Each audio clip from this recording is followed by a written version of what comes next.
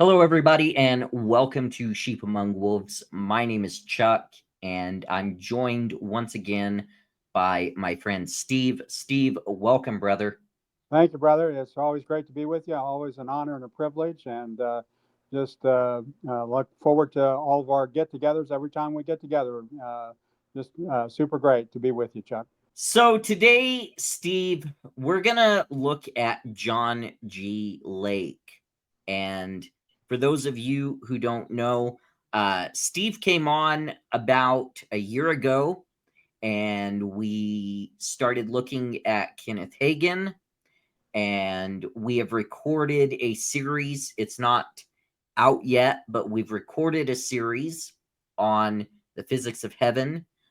We've done other videos together and that. But one thing, Steve, I've noticed you keep going back to, hey, I want to do this video on John G. Lake. I want to do this video on John G. Lake. From the very beginning, you've mentioned this. And so I need to know, and I'm sure everybody else wants to know, what is so important about John G. Lake? Yeah, thanks. And yeah, I know. I kept pestering you about this, but at any rate, back when I was in the Word of Faith movement, like I say, Kenneth Hagin mentioned a lot of people that he considered that were worth studying, and one of them was John G. Lake, amongst others of the old turn of the century, early 20th century, if you will, Pentecostal charismatic people, and John G. Lake was one of those people.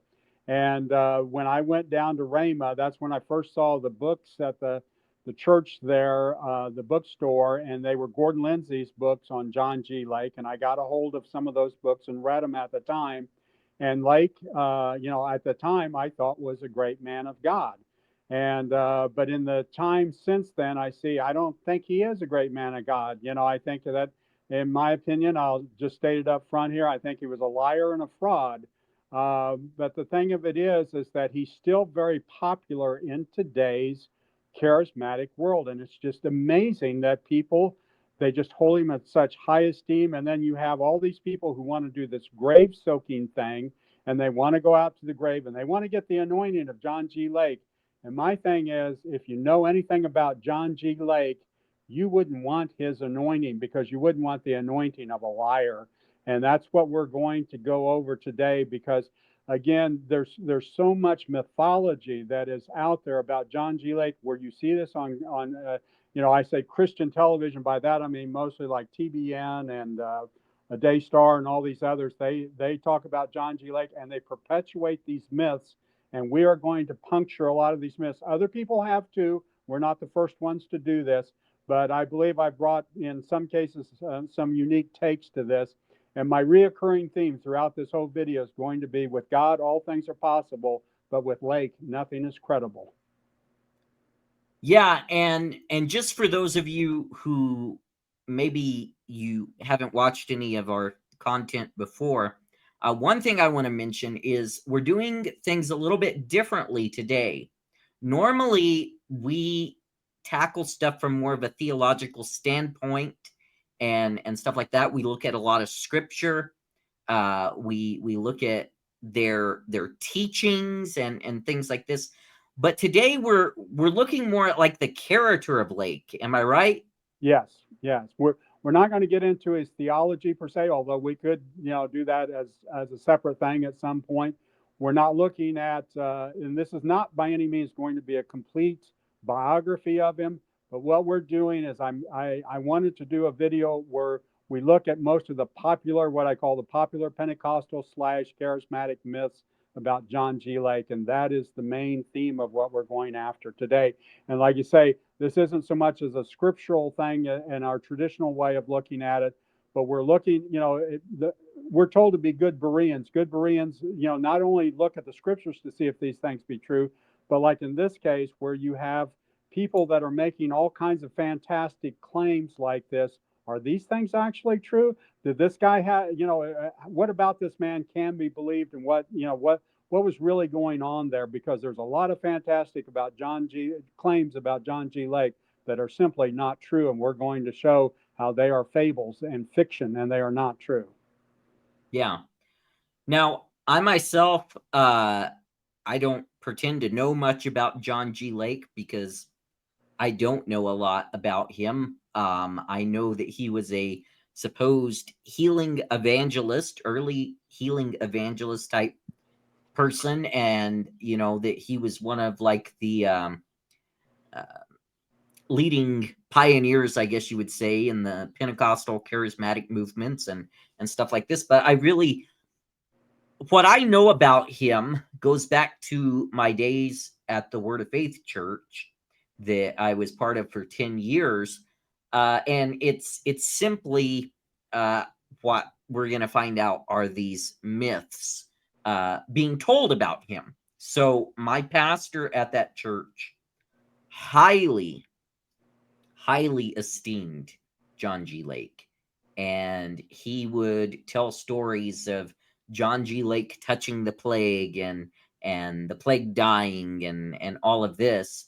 And other than that, I'm coming in here, I'm learning this stuff from for the first time, really. So I'm excited to hear some of this stuff. I'm excited, and I've talked about this before, guys. I'm not excited to have to go back and research these people and present them as frauds and phonies, which is what they are. They're charlatans. They're snake oil salesmen. Yeah. I'm not happy because I'm doing that, but I am happy because we can look at the truth and we can say this is not right, but there is something that is right, and that's what we need to focus on. I think too many times, Steve, we get to looking, especially I feel like in like the charismatic circles, and that like we almost idolize people sometimes, Yes. and they become like superheroes or something in our minds, when even if you look at the Bible, guys, if you look at scripture, the people that God used were terribly flawed, because that's just human nature. And so I think it's important to go back and to look at these people, and when they're just out and out frauds, we need to just call them that. We don't need to be holding them up as heroes when they really were not. And so that's really what I know about this. Like I said, I'm excited to get into this. Like I say, in response to what you said, and I know you told me that you had been in a church where, Lake was held up as this great example. And this is the problem, is that in a lot of the Pentecostal charismatic circles, there's a predisposition and a tendency to believe anybody who claims supernatural experience they believe is from God. For example, some declare that they have a word from the Lord, and the word could be a personal word or revelation they claim God showed them, or claim a vision, and then they have the, using air quotes here, divine healings.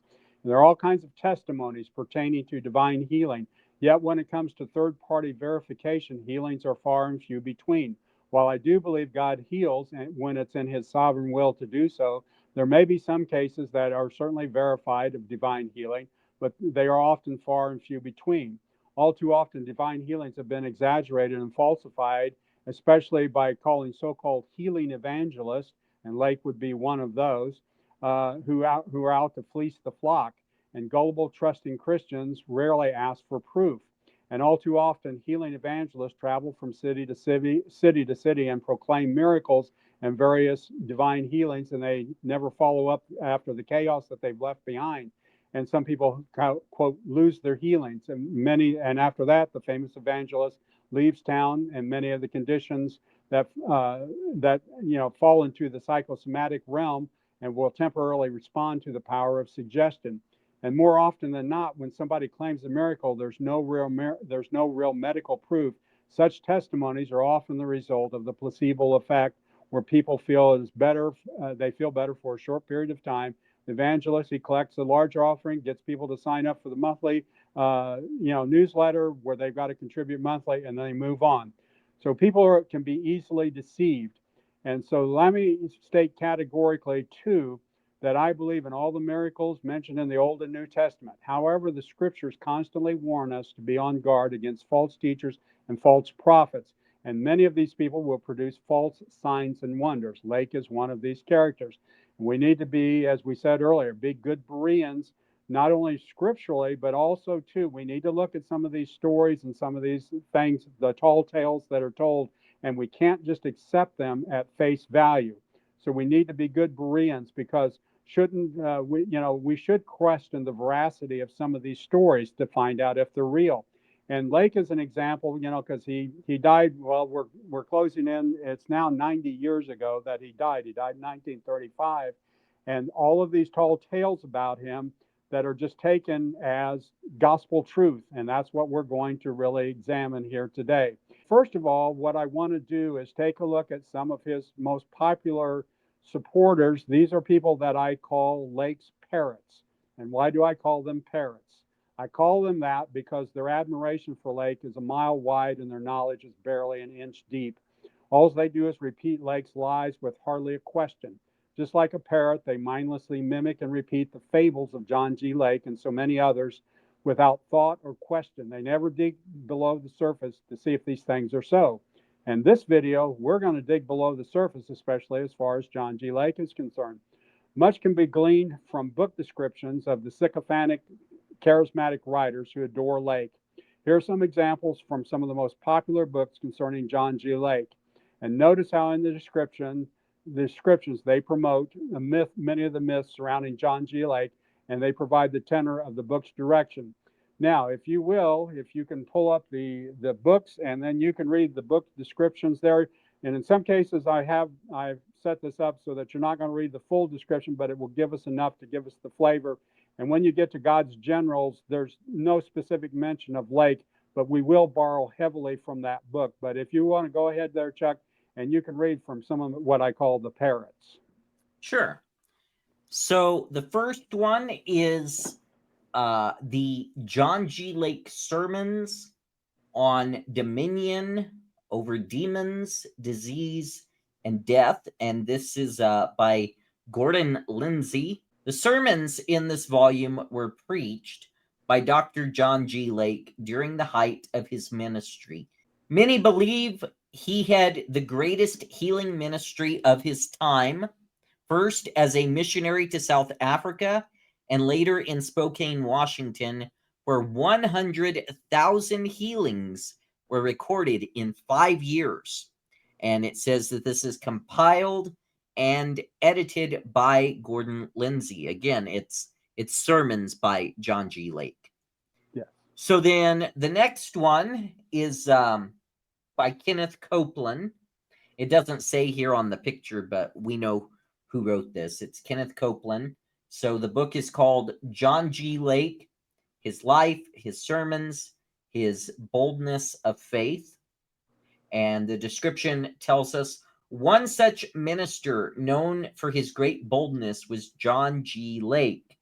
He brought an air of intrigue, faith, and encouragement to hundreds of thousands of believers in the United States and abroad.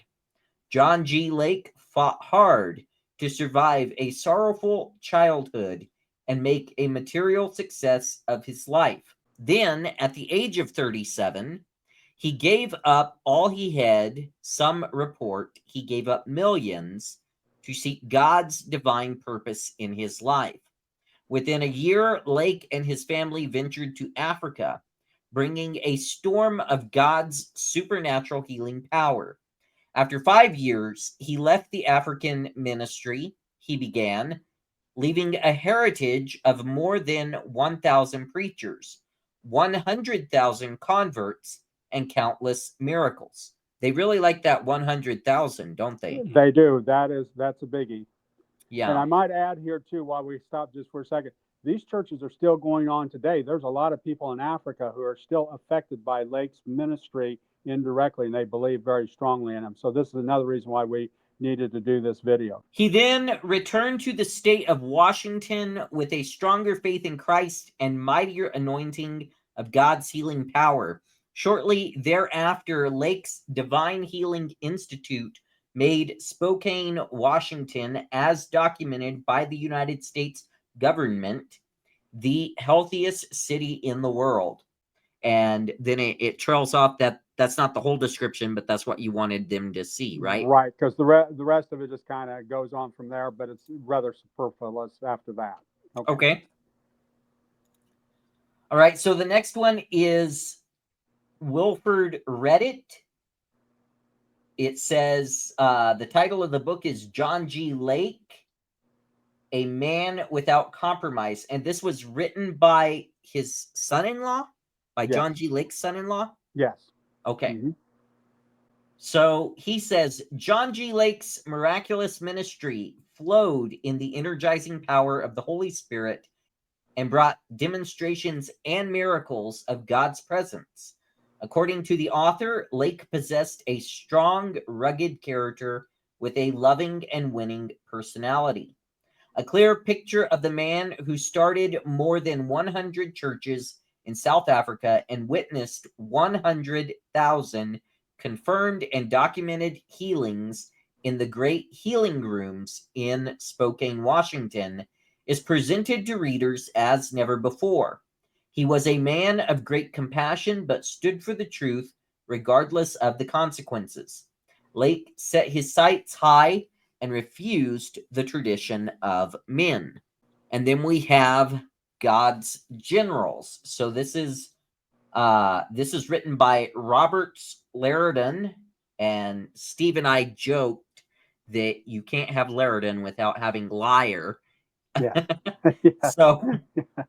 it just kind of shows you what we think of this book. So it's God's Generals. I believe this is volume 1, Volume right? 1. Yes. Okay. And it says why they succeeded and why some failed. So it covers Wigglesworth, Coleman, McPherson, Lake, and Seymour. The extraordinary life of John G. Lake is best experienced through his own stirring words. The power of his healing ministry and his effect on the world through his teachings is finally at your fingertips. For the first time, the entirety of his life's work has been collected and bound into an amazingly comprehensive treasury. John G. Lake was one of the most powerful healing evangelists of this or any other century. His life's work spanned 2 continents and included countless conversions, healings, and deliverances, as well as the establishment of hundreds of churches and ministries. His Spokane Healing Home is unique in the archives of medicine and miracles. He was once arrested for practicing medicine without a license because of the thousands of unexplained medical healings that took place under his care. Find out for yourself why Lake's eulogizers said, "We thought the victory was over there, but Dr. Lake revealed to us that victory was here." Okay? Okay. Let me go back just real quick whilst we're here. Gordon Lindsay was born in Zion City, Illinois. That was Dowie's city. We will talk about a little later on in this video. And he knew John G. Lake. And around 1930 or so, Lake had tried to get him started in the healing ministry. But Gordon Lindsay wasn't apparently much of a speaker or had much of a stage presence. But later on, Lindsay would work with William Branham, and then he eventually would form Christ for the Nations. Gordon Lindsay was an organizer and a writer. He wrote a lot of books and stuff, and so but he did know Lake personally. And then the other thing with the Reddit book, they passed this on to Blake Curry, who, as far as I know, is still the head of the Lake Ministries to this day. After Rhett's death in 1987, that's what I was looking for. Yeah, Blake Curry was named to head the International Apostolic Council, and as far as we know, as far as I know, as of this video, he's still the head of that. And and again, of course, Reddit did the same thing. The 100,000 healing, that's taken as a fact. By the time we're done with this video, we're going to prove that 100,000 healing is nothing but pure fiction. So at any rate, okay. let me just say this about all of these books. All of these sources combined seem to suffer from one fatal flaw. That is, no reputable biographer blindly accepts one sided views of the subject at hand. They all seem to take Lake at face value. In some form or another, they rely heavily upon Lake's own words and recollections. To be clear, autobiographical information, whether a diary or memoirs or whatever form, are generally very valuable material and considered primary sources. But we do know through human nature such writings can be rather self-serving. A good historian knows how to separate the wheat from the chaff and present a balanced view. Sometimes more can be gleaned from what a person doesn't say as opposed to what he does say. Silence can be indeed deafening, and a discerning historian knows how to point that out. To be clear, I'm not criticizing the listed authors that we have here and the books for using a diary or sermons or any other autobiographical material as previously mentioned. You couldn't or shouldn't do a biography without reviewing all the known communications of the subject being discussed, even if those sources are self-serving and paint a distorted picture. But here's where I do have a problem. These authors seem to accept everything John G. Lake said about himself without question, no questions asked, no attempt to verify any of Lake's claims. Not even the simplest questions are asked, and that's something that's going to be alarming. That we'll as we go through this video, if people are going to be surprised that even some very basic questions were never even asked or even considered by these people. Lake is accepted as a paragon of virtue. No accounts of a third party or contemporaries of Lake's or even other researchers since Lake's time are used to confirm or question the authenticity of any of Lake's stories and claims. Everything is taken at face value. And that, in a nutshell, is my point for why we are doing this video. Do Lake's claims and those of his fawning, sycophantic supporters stand up to scrutiny? And we will go from there. One thing I will say, we'll talk about Lake here. One thing I will say about Lake is that he was consistent, a consistent habitual liar. When I say he was a liar, I'm not quibbling over dates or numbers or careless misstatement, said here or there. Rather, Lake engaged in deliberate, calculated deceptions. His shameless hubris knew no bounds. What's amazing is that so many Pentecostal, charismatic Christians to this day are so willing to believe his lies without any attempt at even the most basic verification of any of Lake's claims.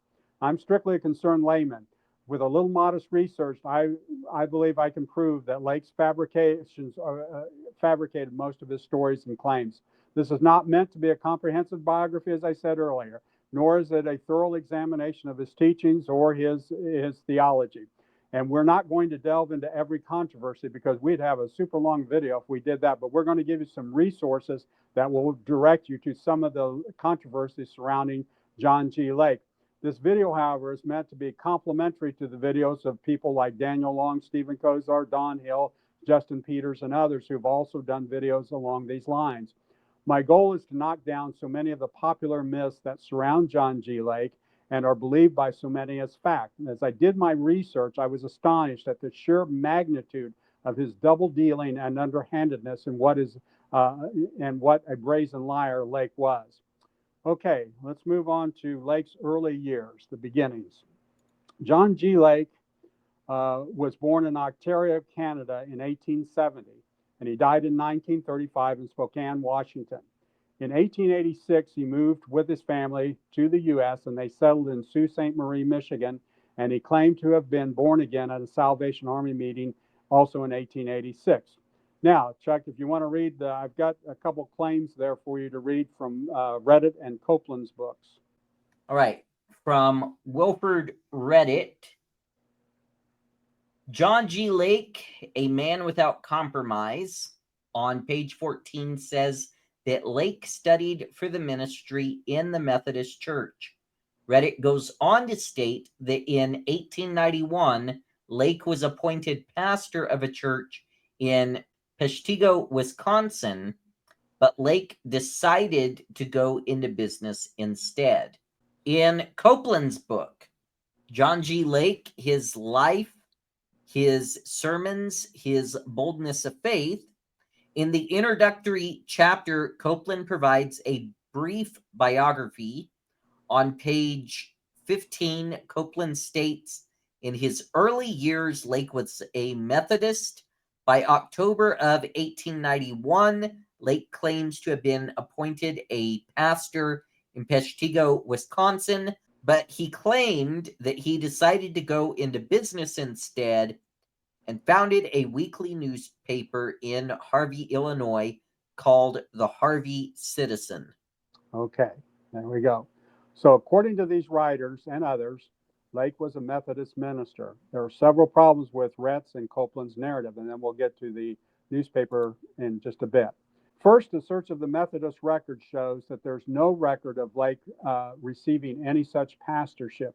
There's no record of Lake holding any such position in Wisconsin, Michigan, or Illinois. I found this information in two outstanding articles by Barry Morton on Steve Kozar's great site, The Messed Up Church. One article is called John G. Lake's Formative Years, 1870 to 1908, The Making of a Con Man. And the other article is, Yes, John G. Lake was a con man, a response to Maris Nell. Barry Morton is a historian at the University of South Africa, and I'll be making more reference to Morton's work from time to time throughout this presentation. I will also reference other sources as we go throughout this presentation as well. Second, if Lake was a Methodist minister, where did he study? The closest Methodist seminary at that time would be Garrett Evangelical Theological, established in Chicago in 1853. But according to his biographers, he was not living in Chicago during the two time frames that would fit when he could have been a student there. Time frame number one would have been 1889 to 1891, when he said he received his pastorship that you mentioned when you read what those guys said. The second time frame would be in the late 1890s, where one of his biographers, a book that I couldn't get a hold of by Kemp B. Burpo, I can't say it right, who wrote God's Showman, a historical study of John G. Lake and South African/American Pentecostalism. He says that Lake attended Garrett in the late 1890s. But the problem with is that both of those time frames, Lake was a resident of Sault Ste. Marie, Michigan, which by today's standards, traveling by car is about 476 miles from Chicago. Let me illustrate the problems with this story. It would be impossible for Lake to commute 476 miles if he was taking, classes during the day and going home at night. He couldn't possibly do that if he's living in Sault Ste. Marie. This, remember, is a horse and buggy era, especially in the early 1889 to 1891, and then again in the late 1890s. It's still by and large a horse and buggy era. Cars were beginning to emerge, but the problem is these cars, the roads and everything else. Let me give you an illustration of how long it would take you to go these 476 miles. I'm from Kansas. If I were to get in my hometown of Kansas City, Kansas, and get on Interstate 70 and drive 411 miles to the western edge of Kansas, the Kansas border that butts up against Colorado, or go into Burlington, Colorado. That's to the Kansas border, it's 411 miles, or I could go to Burlington, Colorado. That's 483 miles. So that's roughly, even by today's standards, this is on a super highway. You would spend at least 10 to 12 hours, maybe more, depending upon your speed and number of stops. Or you could go 80 miles an hour for 6 hours straight with no stops. That's a little difficult to do.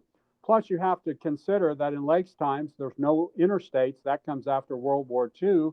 Then you would have to go through so many towns and everything else. Plus, in the early 1900s, as I said, automobiles were in their infancy. Roads outside the cities were rough and hazardous. Plus, what few cars there were had, one time I went to a car museum, Chuck, and I saw this car. It was, the tires were like 6 foot tall because these tires had to be made to go on these roads where there was no pavement, where they could get stuck in the mud. And this was a 1903 Roadster, so this was in that time frame, and its top speed was 6 miles an hour. There's no way you're going to be driving between those two cities going 6 miles an hour. And like I say, you would have had to have stopped at all these cities in between. And the same would be true if you took a railroad train. The trains were a lot slower then, and you would be making all kinds of stops. So for him to commute from Sault Ste. Marie to Chicago to attend classes, that's just simply put out of the question. So that didn't happen. And here's another topper. And Garrett Theological Seminary has no record of John G. Lake ever registering at that school. Next, the only verified educational record I could find was his attendance of the Canadian equivalent of an American high school. He had a total of less than 10 years of formal education. There is no known record of college of any kind. Thus, he would not have been accepted as a student because then, as now, he would have needed the equivalent of a bachelor's degree, which he didn't have. In the early 1920s, Lake attached the term doctor to his name. He said it was because he healed so many people that he was given the title by popular acclaim. I think the popular acclaim was from himself, don't you? Probably, yeah. I would dare to guess that. And, but he had no medical degree, no academic degree of any kind, period. And this model obviously is still being used today. We see so many of these Pentecostal / charismatic preachers who call themselves, air quotes here, doctors. And it's either strictly an honorary degree or they get the title from a diploma mill. All right, now the other claim there that they mentioned is that there's this new newspaper did Lake establish a newspaper in Harvey, Illinois. There are records to show that Lake did indeed live in Harvey, Illinois, off and on from 1890 to 1896, located in Cook County, covering about 6 square miles according to the latest U.S. Census. The current population is just over 20,000. It was founded by Turlington W. Harvey in 1891. Mr. Harvey was a close associate of Dwight Moody of Moody Bible Institute fame in Chicago. The goal was for the city to serve as a model for Christian values and was considered a temperance town. One of their main goals was to have a town free from alcohol. This was during the heyday of the Prohibition movement, and nationally was led by Carrie A. Nation, who famously went around with her hatchet smashing up saloons and liquor stores. So this is occurring during this time. All right, per Reddit, as you said, on page 14, Lake founded the newspaper, the Harvey Citizen. And in Copeland's book, as you said, on page 19, it also states the same thing. And Lake's first business venture was the same newspaper. Gordon Lindsay says this again, just reminding folks of what we read. And that's at location 59 on the Kindle edition, which begs the question, all right, well then, what about this newspaper? Did he actually start the newspaper? Well, I did some research. The newspaper, the Harvey Citizen, was founded by A.R. Berkdahl and published by Frederick F. Keith. Lucy Gaston, a famed temperance leader at the time, was the editor. In 1897, the Harvey Citizen merged with the Harvey Tribune to become the Harvey Tribune Citizen. There's no mention of Lake as founder or editor. I got that from the Library of Congress. And here's another curious fact that, about his tenure in Harvey, Illinois, which is that in 1890, the First United Methodist Church was established. And it was rather odd that Lake never or rarely attended, and which is strange behavior for someone who is supposed to be an ordained Methodist minister who was so recently turned down a pastorship. Now, one thing we do know that happened in his time in Harvey, this is where he met his first wife, Jenny Stevens, and he got married to her. So we're now marching to Zion. And Lake's life during the period from 1890 to 1907 is a murky, tangled mess. And it's a mess because of the web of lies spun by Lake and repeated by his sycophantic followers. In 1900, according to the census, Lake resided in Sault Ste. Marie, Michigan.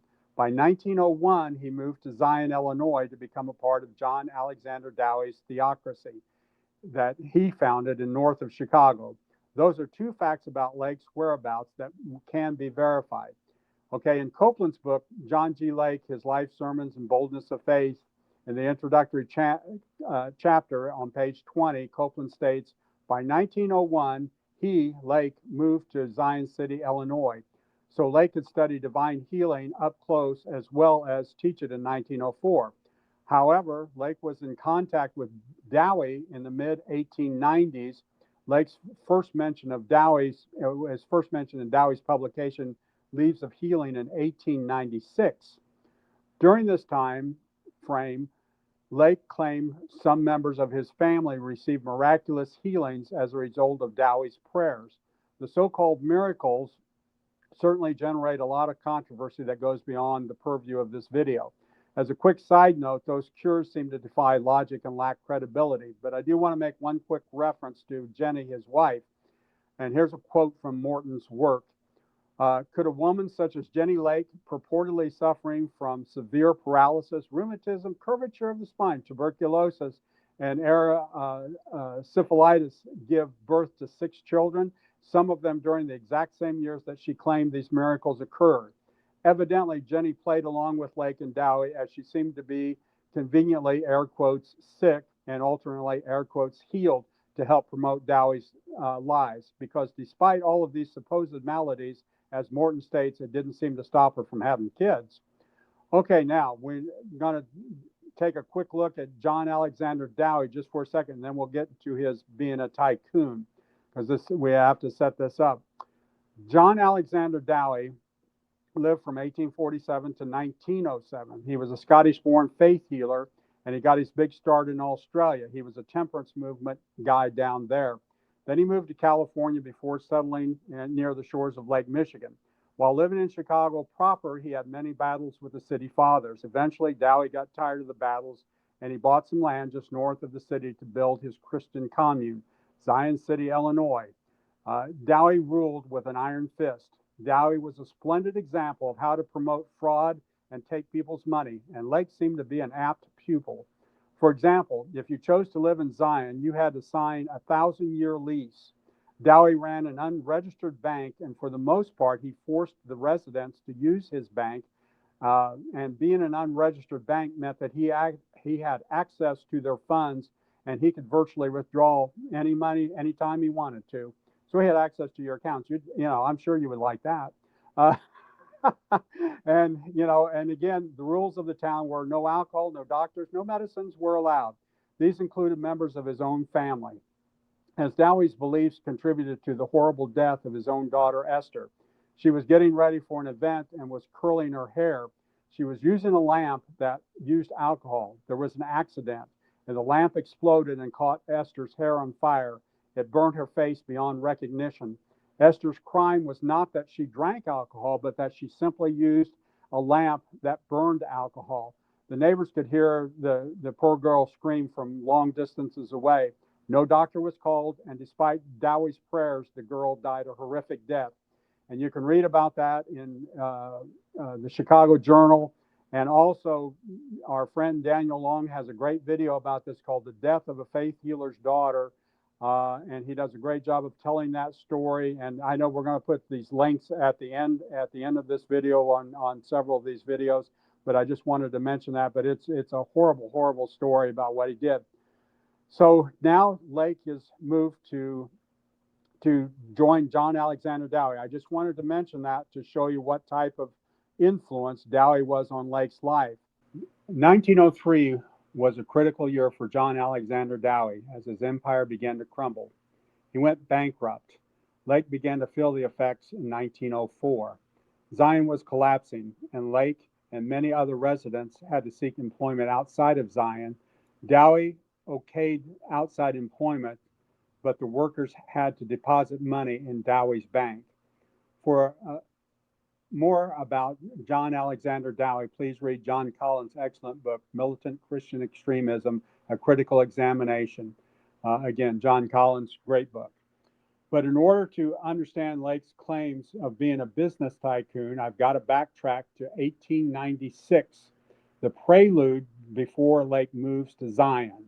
As I said before, Lake spun a web of lies, and unraveling them is a toilsome task.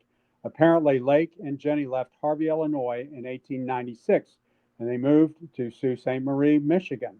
Now, we got what supposedly happened in Sault Ste. Marie, Michigan. And if you want to read that, where it says, per Reddit on page 14 about Lake being in the real estate business. Per Reddit on page 14, Yeah. Lake set up a real estate business, and on his first day, he earned $2,500.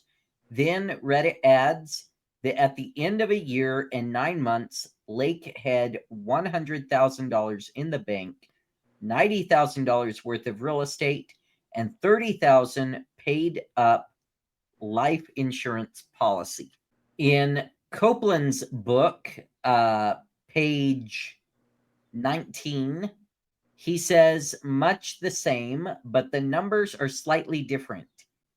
Okay. And just to show you guys, for those of you who are watching this, the Roman numerals are used because this is the introduction part of Copeland's book. Yes. Yes. Glad you mentioned that, because I was going to mention that earlier. Okay. Now, one of the things that, one of the salient facts that will throw cold water on this story is because in 1900, Lake is indeed listed by the census as living in Sault Ste. Marie, but his occupation is listed as being a carpenter. Why would someone that wealthy, and you read all of that money that he supposedly had, according to Reddit, be listed as a carpenter? Was he lying to hide his income, or more likely, did he embellish his story later on, thinking no one would get wise to his fabrications? And we're told that he gave up his wealth, in 1907 to go preach. And of course, none of these pieces of these puzzles fit together. And then what's also interesting is Gordon Lindsay and John G. Lake, Apostle to Africa, has this happening in 1904 in Chicago. Once again, this is a case in point as to how an arduous enterprise it is to untangle Lake's lies. Even his biographers are confused. And then we have also, during this time frame, both Reddit on page 14 and Copeland on page 19 mentioned that Lake also started another newspaper, the Sioux Times of Sault Ste. Marie, Michigan. And that's also echoed by Gordon Lindsay and John G. Lake, Apostle to Africa, at location 59. And once again, there's no record of Lake being the founder or editor of that newspaper. It was founded and edited by Clyde W. Hecox, Library of Congress. Bottom line, there's no evidence that Lake founded or was the editor of that paper. So are any of these claims true? For convenience, we're going to use Reddit and Copeland accounts of Lake being in Sault Ste. Marie, because Lindsay's claim of Chicago in this instance doesn't match up with the other Lake stories about Chicago. The real question is, what do we know about Lake's life in Sault Ste. Marie during this time frame? As I stated, the 1900 census lists Lake's profession as being a carpenter, which seems rather odd for a real estate / insurance tycoon. And per Barry Morton, Lake was what was Lake really doing? He was buying houses, fixing them up, and reselling them. He was a house flipper, hardly a real estate mogul. Morton goes on to say that Lake ran a very small-scale one-man operation. Simply put, there's no evidence to support any of Lake's previously mentioned claims of his efforts in real estate or the insurance business. And when he lived in Zion, he was considered a maintenance man or a carpenter. So all of that stuff that you read by Reddit and Copeland about how he had all that life insurance, he did all of those things while he was there, all of that is nothing but a myth and a lie, because he was a house flipper. Okay. Now, we will take a look here. Gordon Lindsay says at location 59 that Lake moved to Chicago in 1904 and bought a seat on the Chicago Board of Trade, and that Lake handled Jim Hill's Western Canadian land and made a friend of this great railroad man and financier. But Jim Hill was a Canadian railroad mogul who spent most of his time on the road following his workers as they expanded his railroad across Western Canada. He closely supervised everything. And after reading about him, I read between the lines. He's a no-nonsense kind of guy, and he didn't suffer fools gladly. I can tell you that. And currently, what happened to his railroad is that you had the Great Northern Railroad, now part of the Burlington Northern system, and it's highly doubtful that Jim Hill ever met John G. Lake, because Jim Hill when he was out there in Western Canada, like you say, he stayed out there for long periods of time. And, he was one of those bosses a lot of people wouldn't want to have because he was looking over everybody's shoulder all the time, every minute of the time, till they completed that railroad, till they got it to Vancouver. Okay, now, Chuck, let's see here. Then let's see. Got Reddit. The next thing I believe I have there is Reddit mentions much the same on pages 14 and 15. So about the Chicago Board of Trade. Reddit mentions much the same, but adds that while Lake was on the Chicago Board of Trade, Lake met two men named Ed Harriman and Thomas Ryan, both famous financiers. Reddit then says that Ryan had Lake form a trust of three large insurance companies, appointing Lake as the manager of the trust, and that Lake made $50,000 a year, a princely sum in 1904, estimated to be worth the equivalent of about 1.25 million in 2007. And then go ahead and you read the next one there, Copeland. In Copeland's book, page 19 says that Lake bought a seat on the Chicago Board of Trade in the height of Lake's financial success from 1900 to 1907. He was hired by a group of investors to form and manage one of the country's largest life insurance companies. Part of his job included managing the company's agents. By simply advising an agent just 20 to 30 minutes, Lake could earn hundreds of dollars in commission. That was in addition to a salary already set at about $50,000 a year. Once again, the $50,000 a year salary is mentioned. Yes. Copeland also adds that Lake was reported to have become a millionaire. All of this is patently untrue. As I say, it's a very nice story, but none of what you just read about Copeland and all this financial success and being the head of these things, none of this is true. First of all, there's no record that Lake ever moved to Chicago. There's no listing of him in any city directory from 1905 to 1907. He owned property in Zion and lived there until 1907, until he left for Indianapolis. In addition, there are no records of Lake ever being a member or a prospective member of the Chicago Board of Trade. All of this information is due to the efforts, again, of Barry Morton. It does not seem likely, also, when you look at the positions he was offered, that an unknown carpenter, a house flipper, who had limited sales experience and virtually no managerial experience, would suddenly, out of nowhere, be asked to run one of the country's largest life insurance companies. This story is simply not credible. As they say in politics, it doesn't pass the smell test. My suspicions aside, we do have actual evidence to prove what he was really doing during this time frame. As stated earlier, he never moved to Chicago, but he did stay in Zion. There was a new trolley line that ran from Zion to Waukegan, and by 1906, evidence surfaces that Lake was selling land for a local businessman, E.V. Orvis. I also found that Lake indeed was in the insurance business, but Lake did not run or even come close to running a giant national insurance concern. He was a local agent for the People's Life Assurance Society, not founded by the rich and famous magnates that were claimed earlier, but by Elon G. Nelson and Fremont Hoy. The People's Assurance Society was formed in 1906. In a newspaper article from the Woodstock Sentinel of Woodstock, Illinois, on March 1st, 1906, list all the officers of the newly formed company.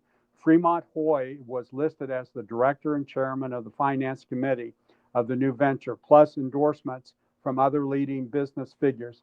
Incidentally, in 1923, Hoy would be convicted of fraud in a scheme to grow artificial pearls. He defrauded investors out of $300,000. And that's in the neighborhood of probably 10 million or possibly more in today's world. The article goes on to list all the officers of the company. Elon A. Nelson of Chicago is listed as president. John D. Lake is nowhere to be found.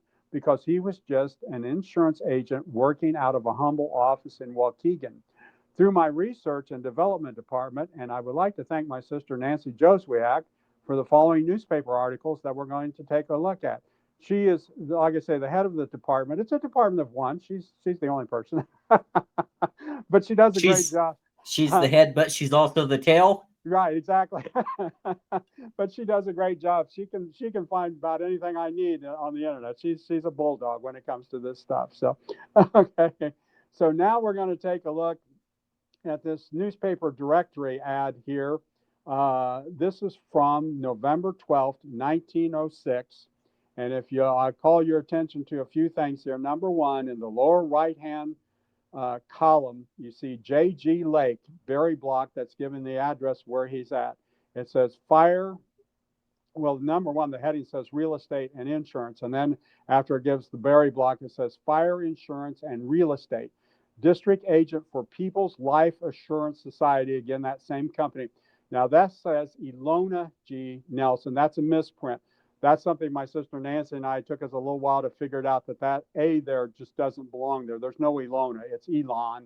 And that's just simply a misprint. And then it gives the president, and then it also mentions Hoy as well.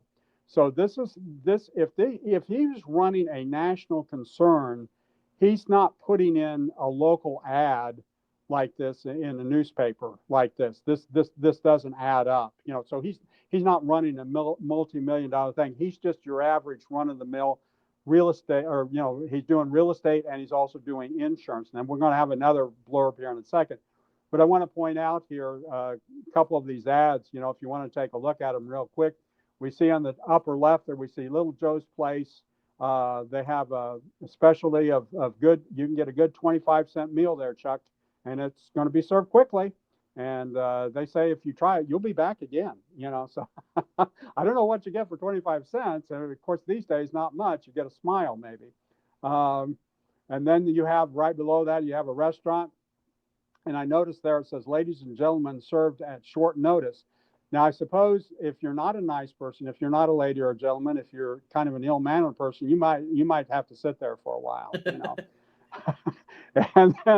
And then we also have the milk and cream there. I like their saying there. They have purity and cleanliness. That's a good theme, don't you think? I like clean milk. Yes, I do too.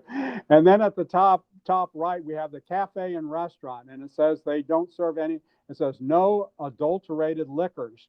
And I had to look that up. And what that means is sometimes people would add things to the liquors to water them down, and they could be dangerous things. They could poison people, actually. It was very dangerous in a way. So here's what's good to know is that you could get your pure liquor, and you could also get the leading brands of cigars, so you could get drunk and smoke all you want while you're there. It's good to know. And I like the photographer there. It says, the man who makes faces for a living. So what do you think? You going to sample some of those restaurants there? I mean, why not? Why not? Okay. So then we have to go back in time just a little bit here to hammer my point home about what John G. Lake was really doing. He was not the head of a national concern.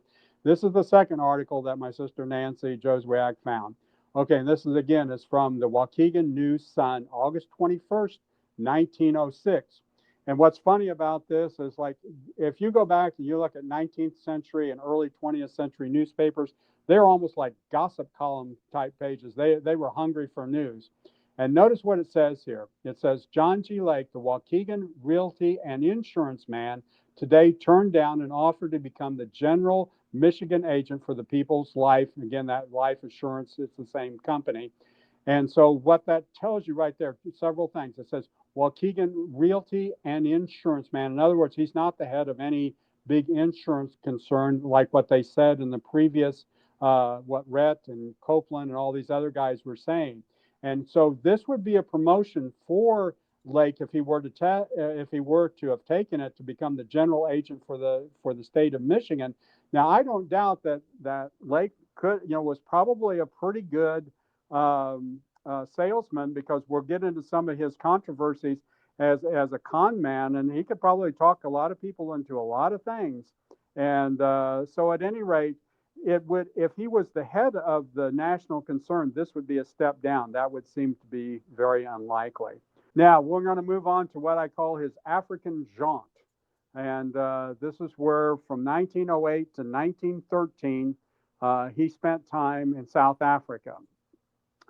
In 1907, Lake flees Zion due to a healing controversy, and that controversy is known as the Parhamite killings, from which from 3 to possibly as many as 12 people may have been killed.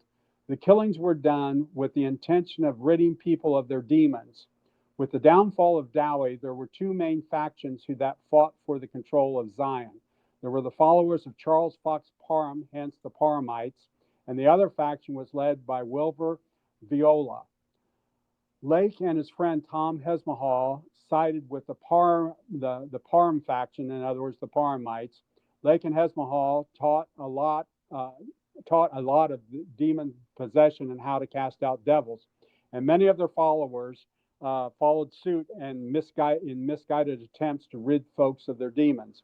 In most cases, the most famous case centers on a lady named Letitia Greenhall. It was still, and it's still even to this day, very distressing to read about this and very disturbing case. As Morton says, she had most of her bones and her limbs and her neck were broken, and she suffered an agonizing death. This was all done in an effort to drive out the demons out of her body. It almost kind of reminds you of Smith Wigglesworth punching people or Todd Bentley kicking people in the face, along those lines. You don't get rid of demons by physical means. So, Yeah. pretty horrible. I mean, and again, our friend Daniel Long has an excellent video about this, called the Parhamite Killings. But here's the bottom line: is the story made national headlines, and of course the outrage reached fever pitch levels. While Lake and Hesmahal were not present, they were blamed because they were the ones who taught those who performed the exorcisms. So they knew this was a direct result of the teachings of Lake and Hesmahal. So no wonder Lake and Hesmahal decided they better leave for Indianapolis. And then all of a sudden, while they were in Indianapolis, brother, don't you think the Lord's calling us to South Africa? Yes, I hear that call to South Africa, because the heat was on. So they got up and they headed to South Africa. And again, you can read about this, more about this controversy in Barry Morton's article. And again, we will recommend the Parhamite killings. Again, Daniel Long does a great job of this. And this is just one of those stories that just, you can't believe that they did this to this poor woman. I mean, what a horrible tragedy this is.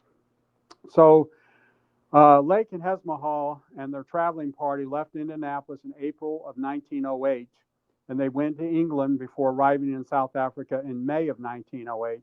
And I will only mention a few points about his time in South Africa. First of all, there's a quote. Do you have that there with the Copeland book about Cecil Rhodes? Yeah. Okay, I'll let you go ahead and read that for me if you would. Okay, in Copeland's book, page 236, gives the following quote. He says is from Cecil Rhodes concerning John G. Lake. Open quote, his message has swept Africa. He has done more toward South Africa's future peace than any man, end quote. Yes. Now, Cecil Rhodes was famous for being the organizer of the famous diamond mining company called De Beers. The country of Rhodesia was named for him, and now it's known as Zimbabwe. And in today's world, you might recognize the Rhodes Scholarships at Oxford University. In fact, President Bill Clinton was a Rhodes Scholar. And that quote by Copeland, it sure sounds impressive that somebody of the stature of Cecil Rhodes would say something about John G. Lake. But there's one big problem with that quote, and that is that Lake arrived in South Africa, as I said, in May of 1908. But Rhodes died in March 26, 1902, by Encyclopedia Britannica. So Rhodes was long gone. He was dead by about 6 years when Lake arrived in South Africa. So perhaps Lake had a seance. And there is talk that Lake did have a seance in South Africa. That's another one of his controversies. So it's pretty hard to get a quote from a dead guy like that. It's a very amazing quote, so. Yeah. Next, in Africa, we have the death of his wife, Jenny. She died on December 12th, 1908. Back in the 1890s, she had been, per Lake's account, healed of many life-threatening conditions, yet he could do nothing for her here. Most curious that a man who's renowned for healing over 100,000 people couldn't heal his own wife. And the story is that he was conveniently out on a missionary trip out in the jungle. And here's the man who, like I say, claimed to have all these gifts of the Spirit and everything else. He never received a word of knowledge from the Lord about his wife. And Lake claimed, that, he's also Lake claims to raising people from the dead, but, no healing, no raising from the dead or anything else. And the story is that she died of malnutrition. That's another Lake controversy. What was going on there? That's kind of a big controversy. We won't get into that.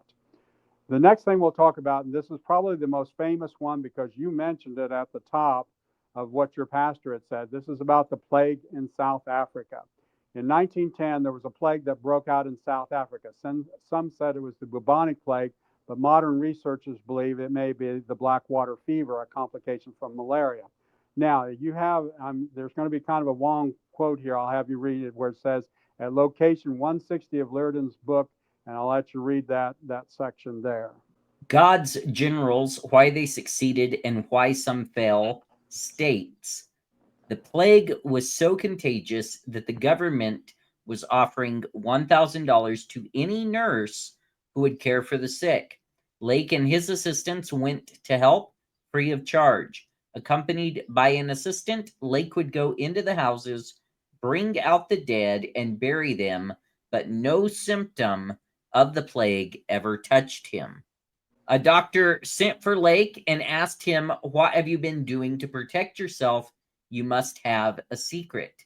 Lake told him that as long as he, Lake, was connected to the Spirit of God, any germ, this was Lake's term, that tried to attach itself to him, to Lake, would die because the Spirit of God would kill it.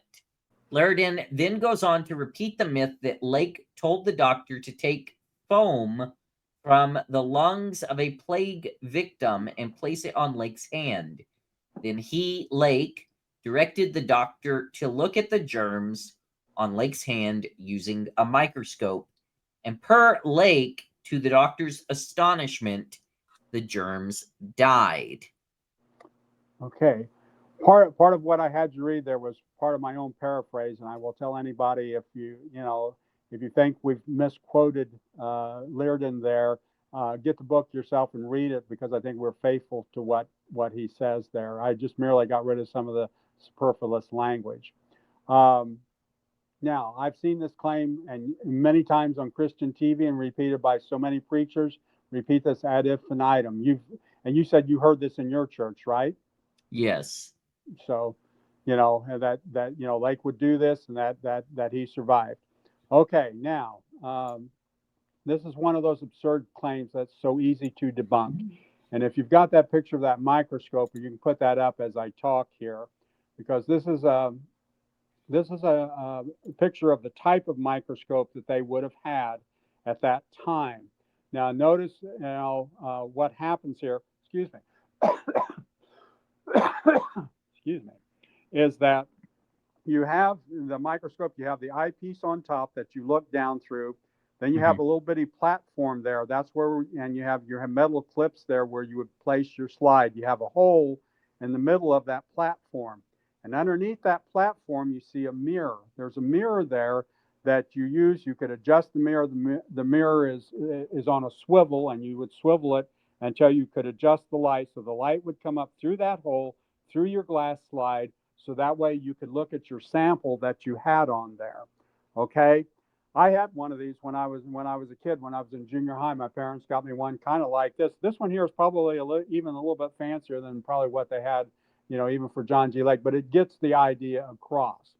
Okay, now, if you placed a human hand under that microscope, there's no way that you could see the virus, or you couldn't see anything, because your hand would block that mirror from getting that light up through to the eyepiece. All right, this is something I know Justin Peters has mentioned in his presentation several times, And like I say, I'm not a medical professional. I don't play one on TV, but I did know enough about, this. When I first heard this, I will tell you, I was in the Word of Faith movement and I heard this. I just put this aside because I knew this was nonsense, but I still wanted to believe. So I just kind of put it aside. And that's what I think happens sometimes to us when we're in these movements, is that we take common sense, we put it aside for a while. Like, well, I can't explain that one, but I'll just put it aside. So at any rate, what you need is there's a lot to be said about the whole process of the microscope, the mirror type, where you could see bacteria, and there's a protocol to how you prepare slides and do all of this. And the thing of it is, now some of the information that I have here I got from Don Hill, and we'll talk about that in a second. But in order to see the bacteria, you would have to stain it. And by staining it, that kills that bacteria or the virus that causes the disease. So so automatically it's going to be dead. So there's another issue that concerns the proper magnification needed to see the bacteria or the virus, which that didn't exist in Lake's time.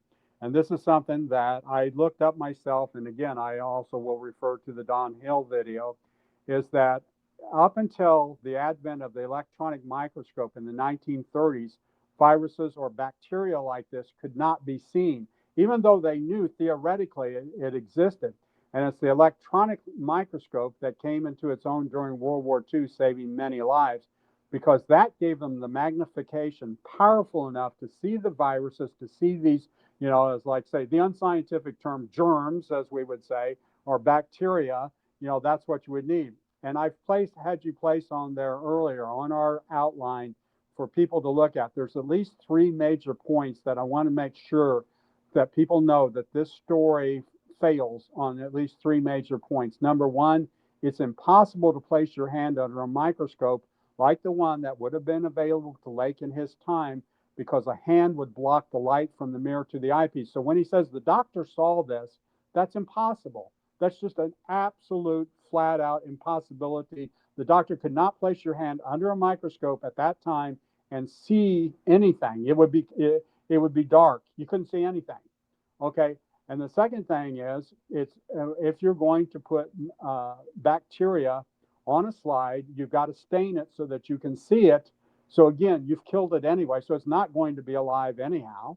All right. And the third thing is the proper magnification. Like I say, to see bacteria or viruses was not available at Lake's times.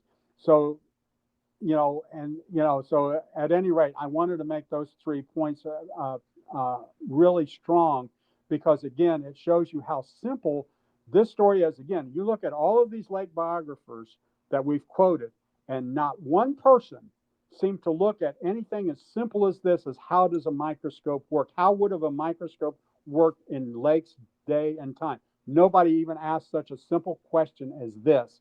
And when you look at the history of microscopes, it's like you can see this is how this story fails on these 3 points. Now, it also fails on a couple of other points. Now, if John G. Lake had a healing ministry, we're to believe that he healed 100,000 people later on. Why was he burying the dead? Why wasn't he getting people healed?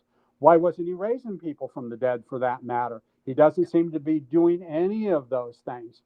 Now, this is all total nonsense. And this is yet believed in so many Pentecostal circles. You said yourself, in your church, that you went to, this was accepted as the gospel truth, was it not? Right. Yeah. No, it was factual. And Yeah. and we've talked about this before, Steve. Especially with the rise of the information age, the rise of the internet and things like this, where you, just as a layperson, just the average Joe, where you can look this stuff up and you can see how it was just not even was it implausible, it was impossible Yes. for this story to take place at this time. Yes, absolutely. Why? Why do the people who promote these stories, why do they continue to promote them? It just doesn't make sense to me. No, you're right. Again, it's like I say, when you're not writing an honest biography in the first place, why are you, like you say, that's a good question. Why are you doing this? Because here's the thing. If you want to believe in miracles and everything else, that's what you want to do. You want to believe in the real thing, because see, what people find out they've been lied to, that makes you angry, Yeah. does it not? This Yeah. is something that makes you go, well, you can forget these people. And see, that's what I went through when I got to the end of my time with the Word of Faith people. All of a sudden, you realize you've been lied to about all of these things like this. This is a Yeah. lie, And why do you want to perpetuate a lie? Because it's eventually going to catch up to you. Now, the other thing I will say this is that again, on Daniel Long's channel, there's a video. John G. Lake's most popular miracle a lie? And then Dawn Hill, again, it's basically the video of Dawn Hill. And then she has on her channel, she calls it a plague in the hands of storytellers. And Dawn has a medical background. She studied to be a vet. She knows what she's talking about. And she goes into more detail about this plague and what it was, more medical information than I have. And I bow to her expertise. She knows a lot more about this than I do. That's for sure. So if people are interested in that, I recommend those two places where people can go to get more information. And so, at any rate, well, enough said on that. Now, more can be said about Lake's time in South Africa, but in 1913, Lake returned to America. September of 1913, Lake got remarried to Florence Schweitzer. What's significant about that is that she was a stenographer and a secretary, and she sat on the front pew of every service and thus recorded his sermons, which of course in turn made it possible to publish the books that contain Lake's sermons, especially those used by Lindsay and Copeland in their books. But before he wed her, there's yet another controversy, believe it or not. Does this guy ever run out of controversies? And Daniel Long again has a video about this. He calls it John G. Lake's Clandestine Affair, about his relationship with Carol Goodenough, a teenager. So Wow. again, I refer you to Daniel's channel, and it's just like, it just seems like it never stops with John G. Like I say, if we went shaft deep into all of these controversies, we'd be here all day. So Yeah. anyhow, we're going to Spokane, Washington, 1915 to 1920, and so Lake does come back to America, as I said, and then in September of 1914, John G. Lake arrived in the city of Spokane and established his church and healing rooms. It took him until early 1915 to get the people trained so that his church would be fully operational. Lake followed the pattern he learned from Dowie, that is to train what he called divine healing technicians, or DHTs. They were to work with people in the healing rooms. Spokane seems to be the hub of so many of Lake's fairy tales, and this was the high point of where we're headed, is what happens in Spokane from here on out. Now, we look at one of the claims here. So, claim number one, Spokane was the healthiest city in the world because of the ministry of John G. Lake. On page 185, Kindle edition, Laridan states, according to government statistics, between the years of 1915 and 1920, Spokane, Washington was the healthiest city in the world because of the ministry of John G. Lake. The mayor held a public commemoration to honor his efforts. Okay, so now we've got two claims here, the healthiest city in the world and the public commemoration. Let's take a look at both of those claims, shall we? Okay, statement one, Spokane was the healthiest city in the world because of the ministry of John G. Lake. All right, putting the lake aside for a moment, let's look at Spokane itself. Spokane also called itself the healthiest city in 1893, 22 years before Lake began his ministry there. Speaking of being the healthiest city and state in the world around, there are a lot of cities and states that made that same claim, and that's all it was. It was just a claim, a boast, and nothing more. For example, Salt Lake City and Chicago both made that claim in 1917. That's during Lake's time in Spokane. So all right, which city? Now you got three cities saying they're the healthiest city. And then it seemed to be, again, it just seemed to be the thing to do in that time frame. Getting and comparing health records from today would be an overwhelming task, even with the internet. So how could have anybody definitely have known that at that time? Again, like I say, these were merely boasts that cities were doing. However, there is one source which declared Spokane the healthiest city for only 1919 based on death rates per thousand, but the ministry of John G. Lake is not mentioned or credited in any way, shape, or form. And I'll have more to say about that when we get to the Spanish flu here in a little bit. The next part of that statement, Leardon says, the mayor held a public commemoration to honor Lake's efforts. Let's take a closer look at that statement. And let's take a look at these men. You got the list there of the mayors? Yes, you do. Leardon doesn't tell us who the mayor was at the time, but in my research, I found there were two men who served as mayor during Lake's tenure in Spokane, and they took turns being mayor. Here are their names and their times in office. You have Fassett from 14 to 16, then Fleming 16 to 18, then back to Fassett from 18 to 20, and then and then in 20, Fleming was reelected. They must have had some hot races, going back and forth between the two of those guys. I'm sure that probably is hot and heated at any rate. But apparently, there's a lot of people who've been trying to find those same details about this supposed statement and claim of a public commemoration to honor Lake. A ceremony where the mayor of Spokane thanked Lake for making Spokane the healthiest city, but no records have ever been found. None of the files of either man, while mayor, to support that statement can ever be found, and that there was a ceremony either. It's also been alleged in some accounts that a federal official made that statement. Again, no such record has ever been found to support that assertion. Okay, now let's move on to what I call the population bomb. Okay, and we've bantied about this figure of 100,000 because this is probably most people who, if you don't know much else about John G. Lake, you've either heard the African story about the microscope with the disease under that, or you've heard about the 100,000 healing. That seems like it's almost like written in stone. I assume your pastor at your church probably said that, didn't he? I don't recall, Don't but recall. I Okay. definitely remember him talking about the plague. Okay, there you go. All right. So at any rate, the question is, were there 100,000 documented healings during Lake's time in Spokane? This is repeated by so many sources and people on TV and look at the book of descriptions we've already read. Almost every one of them mentioned this 100,000 figure. It's the baseline figure that they all use. One of the biggest, and it's one of the biggest whoppers told by and about John G. Lake, that he had 100,000 healings, and it's taken as gospel truth. But when that claim is examined, nothing could be further from the truth. As I stated earlier, the effective dates for Lake's ministry in Spokane are 1915 to 1920. First, let's look at Spokane's population during Lake's time, 1915 to 1920.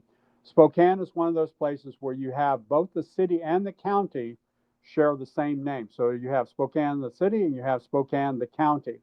So what I did was I broke down the figures by city and also by county. So we're going to kind of go over this because I want, on my notes there, so that way people can see this and put these numbers together, because a lot of times when we throw out numbers, it kind of gets crowded. But this way, folks, you can go back and you can look at the numbers. And I tried to use like an outline form so that way you could go back and look at some of the points that maybe you'd like to look at again. And this is one of those key points. So according to the census in 1910, the city itself of Spokane, the population was 104,402. In 1920, it was 104,437, which means they had a whopping increase of 35 people. The City Fathers, I found an article, the City Fathers were upset for the Spokesman Review, that's the newspaper there in Spokane, on May 7th, 1920, because the original numbers showed a loss. And the City Fathers objected, saying, we're a growing town. So the Census Bureau adjusted the figures. They found some people, I guess, somewhere. So that means that Lake virtually cured the whole town, if those numbers are correct. That figure would be roughly 97.5% of the population if you went just by the city by itself. And that Yeah. simply, of course, is not even plausible. Now, does that mean that Lake cured everything from the common cold to deadly disease? If indeed Lake cured virtually the whole town, why is this is not reported anywhere else? We could also add, all right, the residents of the rest of the residents from Spokane County. Combining the 1910 census, there were 139,404 in the county of Spokane. In 1920, there's 141,289, an increase of 1,885 people. To be clear, combining the county of Spokane with Lake's healings, that would still be roughly 71% of the population of both the city and the county combined to be healed by Lake. Again, that's not even plausible. And if Lake claimed 100,000 healings during his 5 years there, that would mean that the average would come out to be about 20,000 a year. Yeah. And that further divide that by 52 weeks for the year, and that would mean that he would have to average 385 healings or so every week. Again, that's not credible or plausible. There's no documentation to support any such figures that's actually happening. I have more to say about this. Well, later on, we are going to do a separate video on Cal Pierce's story, and we'll talk about the rookery building that Lake used, and that's a separate story. But if indeed Lake cured virtually the whole town, why is this not reported anywhere else? Certainly with God, as I said, certainly with God, all things are possible, but with Lake, nothing is credible. Could an influx of people flocking in from the outside get healed and then leave the area to account for some of those who got healed? Well, certainly it could account for part of the 100,000 healings. Is there any supporting evidence for that? For sure, there could have well been some outsiders who came to Spokane, and if they heard about such miraculous healings. So far, I've not been able to find any, at least not in great numbers. My population figures are from the U.S. Census Bureau, as I said. So if outsiders did come, they didn't stay. Since the population increased in 1910, 1920, for the city is 35 people, for the county 1,885. So they didn't stay. So there's still no way to account for this astounding figure. If indeed all of these fantastic divine healings were happening and people flocked to Spokane, why are there no reports about this? The newspapers in the city, state, and nation and the world they're all silent about any such revival happening in Spokane. If people flock to Spokane on a temporary basis, there seems like there would be some fanatic building and lodging facilities such as hotels or motels and such. No such records have ever been found. Also, if people were healed in such an incredible rate, why is this phenomenon not mentioned anywhere else? There's no mention of any occurrence in the Spokane Review, nor in the nearby Seattle Press, nor any place else in the state of Washington. Nor is there any mention of a national or international press. If Lake were healing people in such record numbers, it would be a publicity bonanza. Yet there's nothing. It's also not credible that Spokane, like any other city and county, would have a mix of denomination and perhaps other religions and atheists. And they all flocked to John G. Lake. Again, there's no record of such ecumenicism during this time because of the miracles of John G. Lake. We all are protective of our beliefs, and you're telling me there were no skeptics, both Christian and non-Christian, in the city of Spokane. And again, we'll talk about the rookery building in another video. All right, page 183 of the Kindle edition of Laridan's book states that Spokane newspapers published many of the healing testimonies. Now, there's a huge problem with that statement. Laridan does not provide any article, the text, nor any reference to his footnotes at the end of the chapter about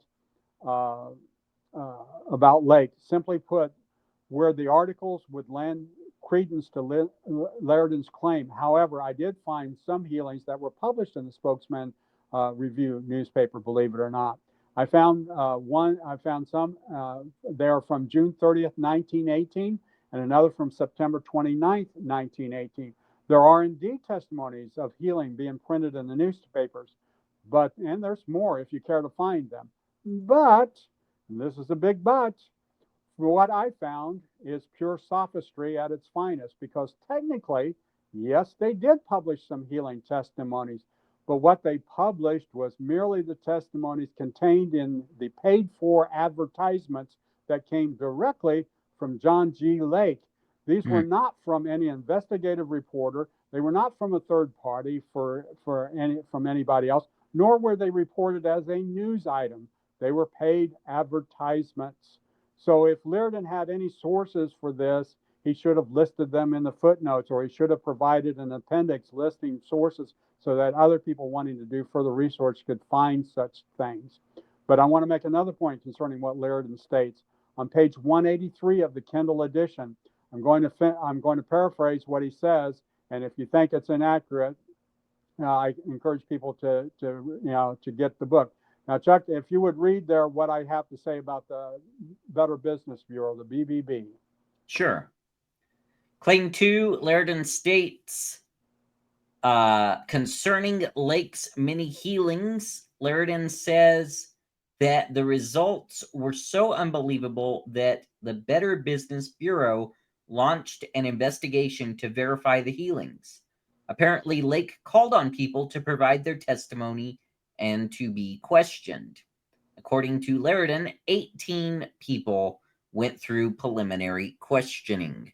I'll finish off because I apparently didn't give you the full quote. Subsequently, according to Liardon, Lake gave the investigators more names. Purportedly, Lake told the Better Business Bureau to set up a panel made up of doctors, lawyers, judges, and educators.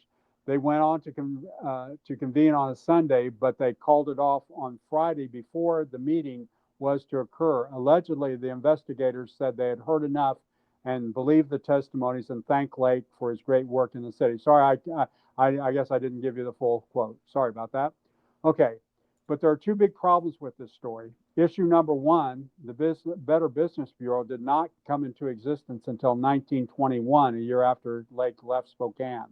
Issue number two, the Better Business Bureau only investigates business fraud. Since Lake didn't charge anything, why would an organization that didn't exist investigate an issue that they wouldn't be concerned with? I couldn't find any newspaper outside of the published healing testimonies outside of Lake's paid advertisements to back up his claim that newspapers published healing testimonies. Perhaps it's not such a big deal because Lake claims there were 100,000 documented healings. And if that was documented, that's better than a newspaper article. Documented healings mean a physician, not someone pretending to be a doctor, has verified that the person was sick and subsequently healed through divine auspices, and not as a result of traditional medical means. If that is so, there should be documentation from the healed as well as the doctors who confirmed said healings. Let's say somewhere all over the course of time, some of the documentation is lost. Somewhere along the line, the information should have survived. I should think there'd be not unreasonable to think that at least 50% of those documents should have survived, or even 25, or even 10%. So far, I've not seen any documentation on that information. Maybe it exists, but then again, so maybe does Santa Claus. If there's Actually, yes, he lives in the Jello Kingdom. yes, with what's her name. So, but again, there's no information to back up any of those 100,000 healings. And again, it's just simply doesn't exist. Okay, now let's talk about the next subject here. Hospitals emptied. This is one of those claims we didn't have a specific quote on this, but I've heard people say this over and over and over again, that Lake emptied the hospitals in Spokane. And this is something that, like I say, I've seen this mentioned on TV. I've seen this mentioned here, there, and everywhere. Okay, if the hospitals were shut down, you would think that would be big news, but apparently not in Spokane or anywhere else.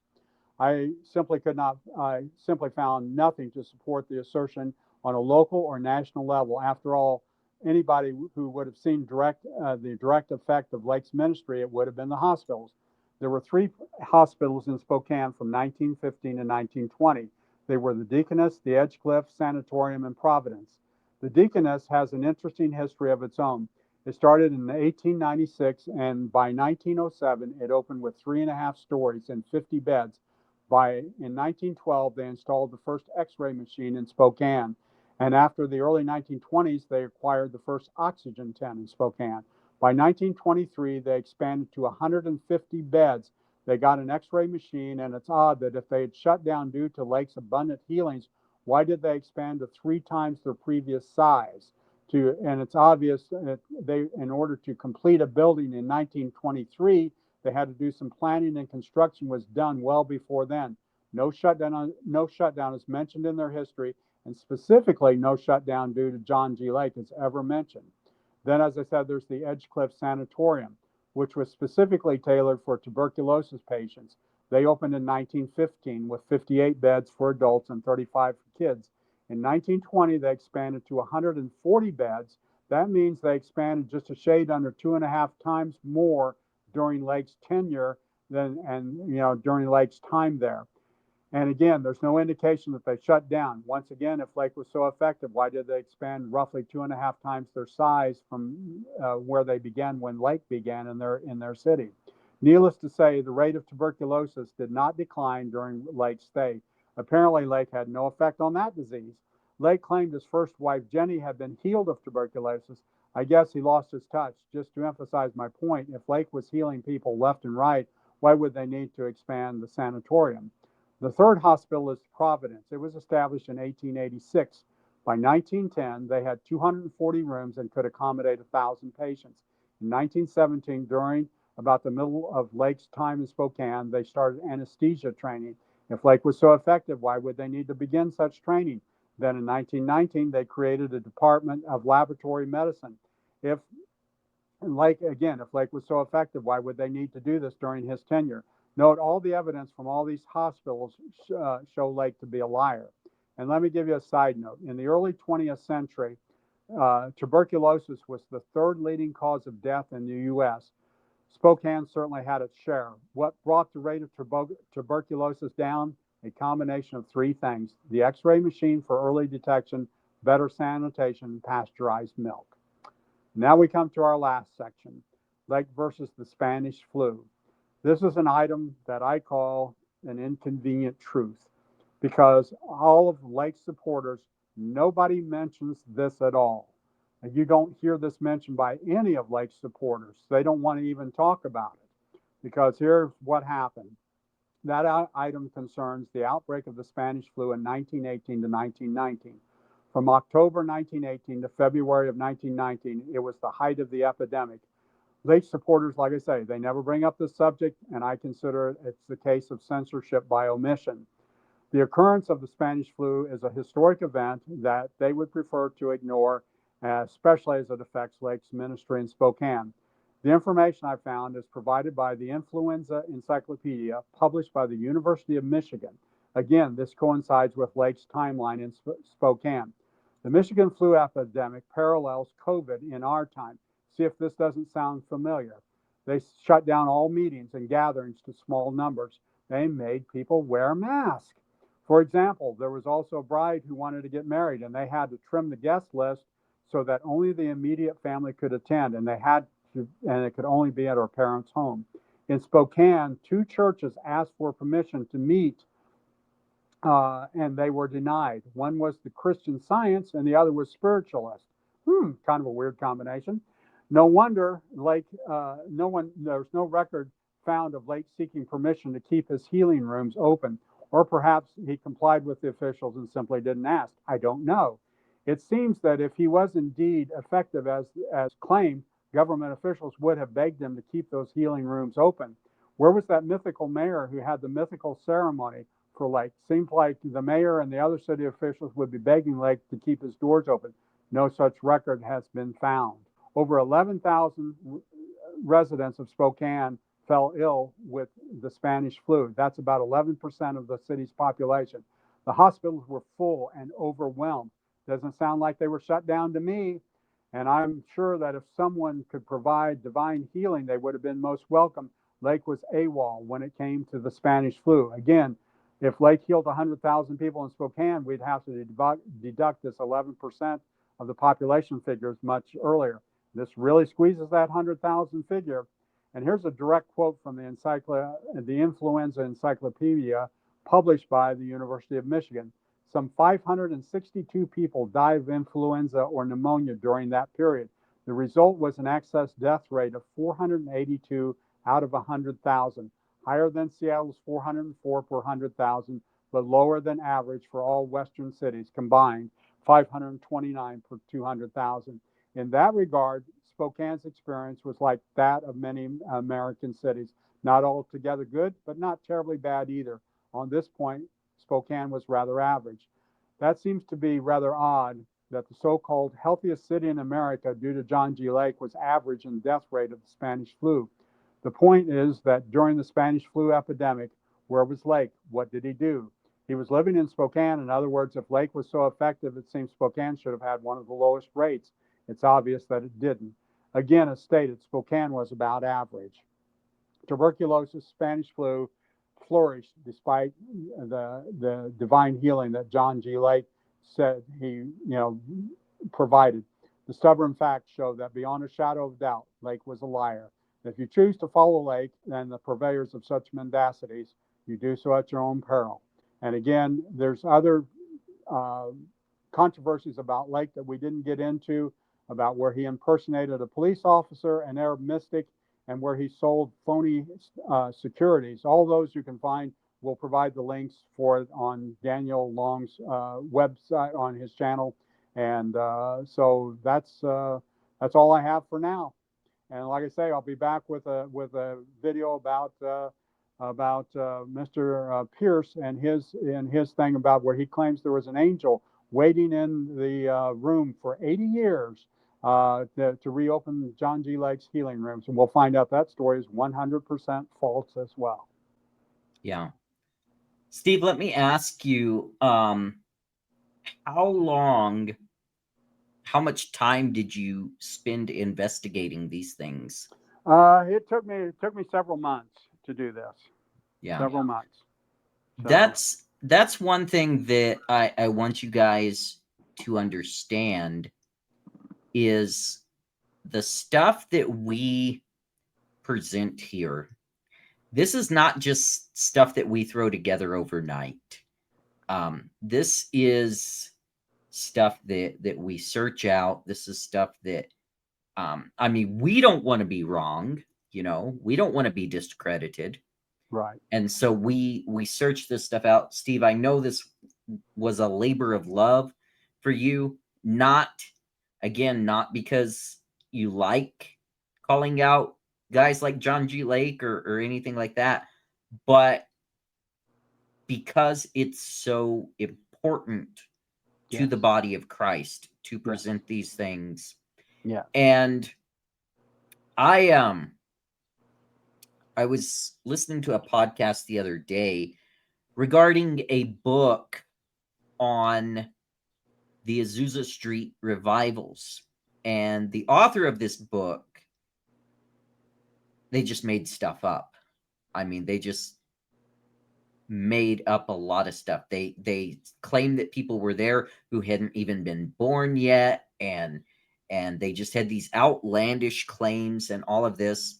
And the podcast I was listening to, it's actually a podcast that's done by the Assemblies of God, and the lady who did this research in that, she is part of like Pentecostal history museums and things like this. Like, she's a historian, and her main argument was like,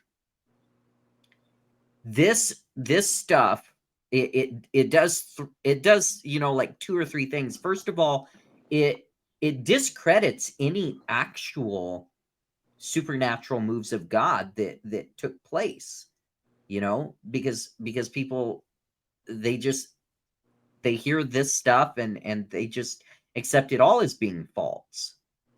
And so it discredits that. It shakes the faith of believers, who do believe in miracles and things like that. And it also makes us just look foolish to the world. It really, if I was not a Christian, this would put a terrible taste in my mouth. It puts a bad enough taste in my mouth being a Christian.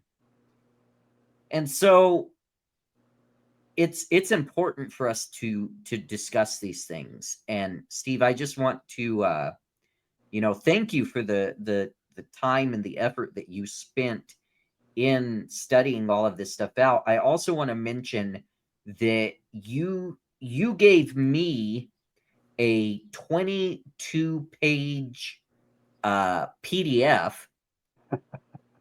on all of this stuff. I am going to make that available on my website. Oh, okay. People Okay. could download that. Okay. Okay. So I'll have a link to that PDF in the description, and I'll probably post it in the comments too of this episode, along with the videos that Steve mentioned, like Daniel Long. Daniel is a brother of ours, and he did a lot of research on John G. Lake himself, and so we appreciate guys like Daniel. We appreciate guys like Justin Peters and Steve Kozar and all of these guys who are stepping up and calling out falsehoods within the body. Because if we don't, think of it like this: if you get an infection in your natural body, that infection, if not treated and not removed, it's going to get into your bloodstream, and it will kill you. It will kill you. When I was diagnosed in 2016 with kidney failure, I had went septic at that point, and I had infection running all through my body. And not only that, but when they started me on dialysis treatments, because the toxins and the infection and all of that was so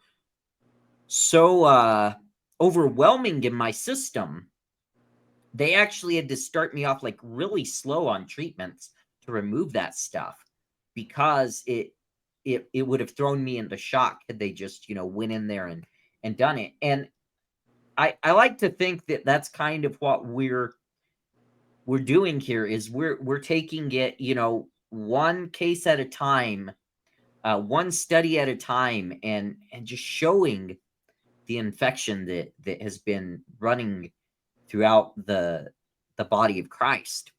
And I really hope there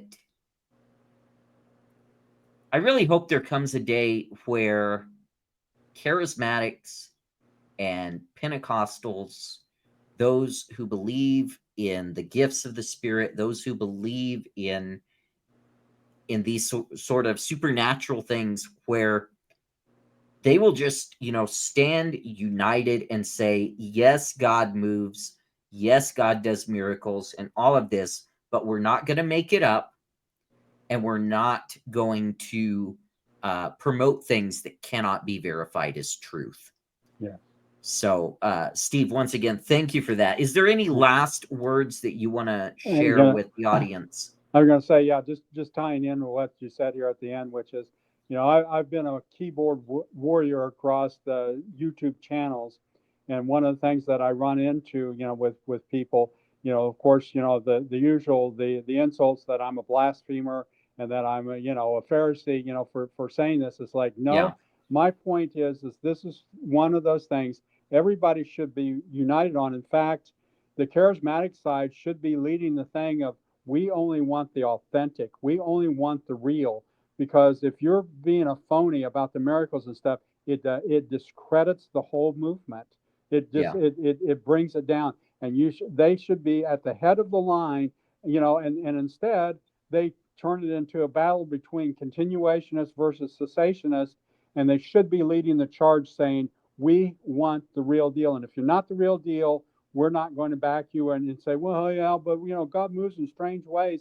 It's like, no, you should want to authenticate as much as possible. We know sometimes there are situations where it's not always possible to authenticate, but these guys have these big ministries where they have records, all kinds of records, and yet they don't verify hardly anything, and we want to believe the truth. That's the main thing, and should be wanting to get at the truth. And it just amazes me again, I'll go back to the discussion that from a couple of years or so ago, where you had Michael Brown and you had Sam Storms and you had Jim Osmond and Justin Peters, and Yeah. when they showed the things of Todd White, where he's doing the phony leg lengthening routine, and Sam Storms says he didn't care. Yeah. My jaw literally dropped. It's just like, as a somebody in the charismatic circles, you should have been saying, that's one thing we can unite with you on, brother, is there should be authenticity in these things. And when somebody's doing a phony routine, they need to be called out. And Yeah. and that's one of my guiding principles, is that I've been trying to fight a lot of these phony so-called faith healers and everything else. I call them fake healers. And yeah, and as I said at the beginning, I do believe God heals when it's in His sovereign will to do so. But you Yeah. can't believe every report. You have to look at things and examine things and think about things. And this whole thing with John G. Lake, and I can go into some of the others from history, and present time, and people are doing everything to deceive God's people, and I don't like it. I hate it when good Christian people are being fooled by these guys, and it just angers me to no end. Yeah. I've got a friend who he's younger than I am. He's in his late 20s. We went to church together for several years, uh, probably probably about 4 or 5 years, and we've talked a lot. He also has a disability. He's got cerebral palsy, and he's seen a lot of the stuff that I've seen. As far as like people telling him, that God was going to heal him and things like this, and he's become a little more, I would say, a